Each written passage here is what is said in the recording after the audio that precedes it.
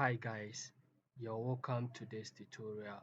In this tutorial, we'll be looking at how to generate a surface using elevation data, that is XYZ, and then how to also use that surface to create a contour map. Alright, and the application we'll be using for this tutorial is Global Mapper Pro. Alright, so first of all, let's look at the data or the ground levels I pick for this tutorials. Alright, this elevation data comes with a data arrangement of the eastern, northern, and then the Z, that is the elevation. Right, it's a steady area, and then I pick these ground levels to create a surface and probably create a contour map of the area. Alright, so I'm starting this tutorial. Okay, first so you open the global mapper. Global mapper you open. There are two ways of importing data onto global mapper. You can use the file method. You go to open data files, or you come to open data files. You navigate to where you save your data. Mine, this is where I save it, phone calculating, and then this is the ground levels I want to use. Then you open it. This is how it comes. First of all, you take here point only, or features are points. Yes, if you take it here, then you upload the point, it's going to come as point. But if you pick line, it's going to be line, and point line. Yes, there will be other features this, but we only need it XYZ. That's why we need to take point only. And then the arrangement, as I said, is uh, eastern or latitude, this is longitude first. Right, but if your data is not like that, you can click the drop down and take this, the northern first. Yes, but mine is the eastern first.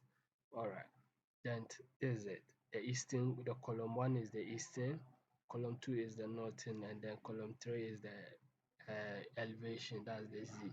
And the format of the data is comma delimited. So you take comma here and then you click OK. The next one is to specify the coordinate type or the datum of your data. So my coordinate type is a transfer Mercator, that's the national Ghana national grid. And to Ghana national grid, the unit is imperial, not metric. But I'm talking dealing with contours. So in contours, the unit of contours is always meters. So I decided to pick the elevation unit to be meters, and then the planar unit to be the international feet. And then if, as you can see, there's the Ghana national grid, the datum parameters here. We have the scale factor, we have the center meridian, the origin latitude, and the force northern, and then we have the force eastern, and then the rotation about angle. Yeah, then we have all that here. Then you click OK. So these are our points on global mapper. You can see there's the nature or how I pick the data on the steady area. Yes, so we are going to interpolate this point to create a surface model for this steady area here. So to do that, we go to terrain analysis. Terrain analysis, you go to create elevation grid from 3D vector or LiDAR data. Then here, apart from making the vertical unit, which is the elevation, meters, and then automatically determine optimal grid spacing. Yeah, that's the interpolation. You take that to interpolate the empty space to get elevation for those ones. And then apart from that, you leave everything on default, then you click OK. And now you can see we have our surface model here. This is how the surface looks like on ground. Yes, so using the elevation data, we are able to create a surface model for the steady area, and this is how it looks like. And then the next step we'll be looking at is creating a contour map using this surface model. So to create the contour map again, you come to the terrain analysis and you come to generate contours from terrain grid or LiDAR points. Yes, then you click that one. Here we have the minor contours and we have the major ones. So doing the major contours, let's say can put the major one to be 1 and then the minor one, let me put it like 4, and then the unit of contour should be meters, and then we have apart from that we leave everything on default. Yes, or we can uh, interpolate to fill the gaps in. Yes, so all right, the contour value selection have not worked out, so let me change it, the major contour line to be 2 and then test it to see. So let's make it 5. See, all right, I'm able to generate the contour here. So as you can see, we have a contour layer on our layer panel, and then you can untick to see how the contour looks like, and we can untick the points. So this is actually our contour line using the surface model, or the surface model we generated from our CSV data. We are able to create a contour map here. So, and we can also look at the profile cross-sectional area of this steady area using the surface model generated. So to do that, you just have to come to the untick your surface model layer, and then you come to tools, come to a path profile. Yeah, so path profile, we want to look if you cut through from here to this side, how does the nature of the terrain, or we are going to look at the direction of gravity where the water flow through the surface. So in case you want to uh, calculate cut and fill volume, you know where to fill and where to cut.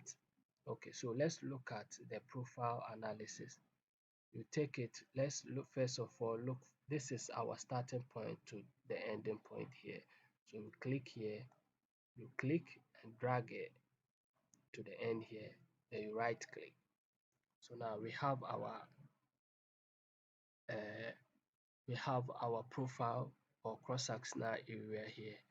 So looking at the starting point here, see that this is a hilly area, and looking at it slopes, it slopes to the end there. So meaning at this point, you need to cut. If you want to do the cut and fill analysis, you need to cut this portion to fill this, to get it a level ground, or the surface level, or make the gravity acting on the surface to be equal. All right, let's look at it from this angle and see how it will look like. Then you right click, we have it in this, like the, yes. So here with the starting point, you can see that there's a slope going to where we ended. It has rise to this level. So to do the cut and fill, you need to actually take all this area, or if you want the level to be the surface to be level, or the gravity being equal, you need to take this portion to add this. And let me remind you something, before you can perform cut and fill, you first of all have to go to the terrain to see whether the material on the ground, is it suitable for, or is it good for filling. If the material is not good, then that means they need to import material from somewhere to actually come and fill the area you need to fill. You cut and import material to come and fill it. But if the material is good, you can propose that they should use the cut should be, doing the cut and fill calculation, you make the cut to be equal to fill, so that Whether any material you take from the side, you use the same material to fill the other side. So this is actually how we do, or to how to perform profile analysis or line of sight when doing construction or when preparing a profile for construction. All right, thank you for having time on this tutorial. As usual, you can subscribe to my channel and then put your thought under the comment section for more videos like this.